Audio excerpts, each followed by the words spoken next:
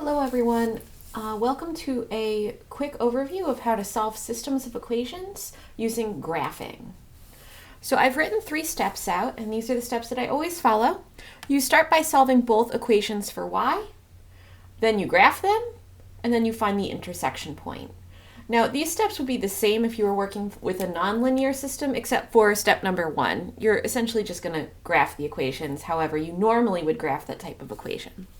But we're focusing on linear equations. So in our system that we've been given here, we have 2 equations in 2 variables. And what we need to do is we need to get y alone. So in this first equation, I'm going to start by subtracting x from both sides. So I would have 4y equals negative x plus 6. Now what I did is I kept it in the format for slope-intercept form so that I could have it in a familiar form for graphing.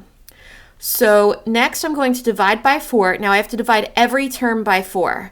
So this becomes just y. This is negative 1/4 x. And 6 divided by 4 is 3/2 or 1.5. So that's the answer for my green equation. So that's what I would graph for it. Now let's look at the other equation. I have x plus y equals 3. So I'm going to subtract x on both sides to get y equals negative x plus 3.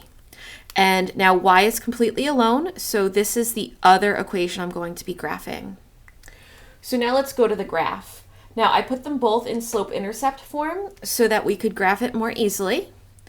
So over here on my graph, for this green equation, I'm going to go up to positive 3 over 2 or positive 1.5. Then I'm going to go down 1 and over 4. So positive 1.5 would be right here.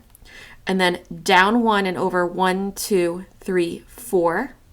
And then down 1 and over 1, 2, 3, 4. And I like to make nice long lines for this because you never know where they're actually going to cross. So I'm going to go up 1 and back 1, 2, 3, 4, and up 1 and back 4 to there. So that's a pretty long line. It should get me what I need. I always connect with as straight a line as I could make or with a ruler because, again, you never know where they're going to cross. Now let's look at that red line. Okay, positive 3 is my y-intercept, so 1, 2, 3. And then down 1 and over 1 for this. Okay, so there is my red line. And again, I'm going to connect it with that as straight of a line as I can find. Okay, and we're officially done with step 2, which was graph the lines. Now the last thing we need to do is find where they intersect, and they intersect right here at the point 2, 1. And that is my answer. Now if you want to check your answer, which is always recommended because you always want to get the right answer, you're going to take this and put it back into, and I like to go into the original equations because just in case I solve something wrong, I can know that I made a mistake by going back into the original equations. So I'm going to put them back into the original equations. X is 2 and y is 1. Just make sure the equations work. So I have 2 plus 4 times 1 equals 6. And that is true because 2 plus 4 is 6. And for the red equation, I would have 2 plus 1 equals 3, which is also true. So my answer is correct. So that is how you solve systems of equations by graphing.